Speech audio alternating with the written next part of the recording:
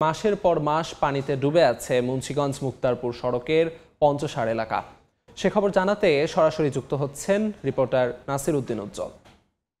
মুন্সিগঞ্জে প্রবেশের যে প্রধান সড়ক, সেই সড়কের কিন্তু এই চিত্র আপনারা দেখছেন যে এটি শুধু কিন্তু এই বৃষ্টি আসলেই যে এরকম অবস্থা তাই নয়, গেল প্রায় 2 থেকে আড়াই মাস ধরে কিন্তু স্থায়ী জলাবদ্ধতায় রূপান্তর হয়েছে এই সড়কটি। এবং মুক্তারপুর যে পেট্রোল পাম্প থেকে শুরু করে একেবারে মূল শহরের প্রবেশ পর্যন্ত 2 কিলোমিটারের কিছু বেশি এই রাস্তা।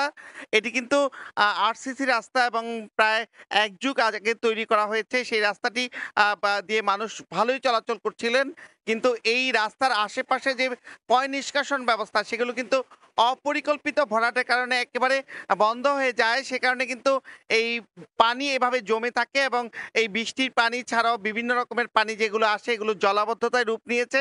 এবং এই স্থায়ী জলাবদ্ধতার কারণে কিন্তু এখানে যেমন দুর্ঘটনা ঘটছে, যানবাহনগুলো নানা রকম সমস্যায় পড়ছে, একই সঙ্গে কিন্তু এখানকার যে পরিবেশ সেটা বিষিয়ে তুলছে একরকম। আশেপাশের লোকজনের বসবাস কিন্তু কষ্টসাধ্য হয়ে পড়ছে, কারণ এই যে কর্দমাক্ত পানি, সেই পানির পাশেই তাদের বসত করতে হচ্ছে এবং এখানে কিন্তু এই কারণে নানা রকম রোগের বিস্তার লাভ করেছে।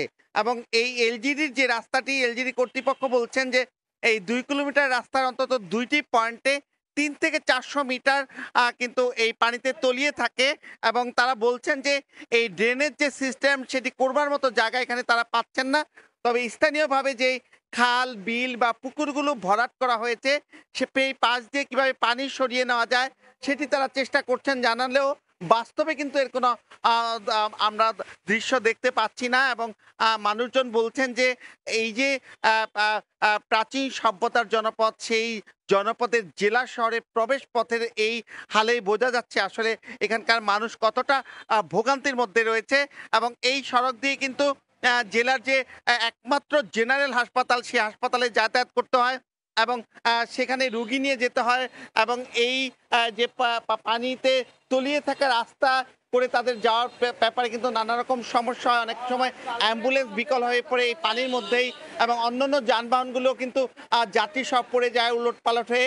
এরকম পরিস্থিতির কারণে কিন্তু এই অঞ্চলের মানুষ বলছে যে দ্রুত সময়ের মধ্যে এই সড়কটির পানি সরিয়ে দিয়ে এই সড়কটি চলাচল উপযোগী করার দাবি তাদের। এই ছিল মুন্সিগঞ্জ থেকে ডুবন্ত রাস্তার সবশেষ। মুন্সিগঞ্জ থেকে জলাবদ্ধতার সবশেষ খবর জানাচ্ছিলেন সহকর্মী নাসির উদ্দিন উজ্জ্বল।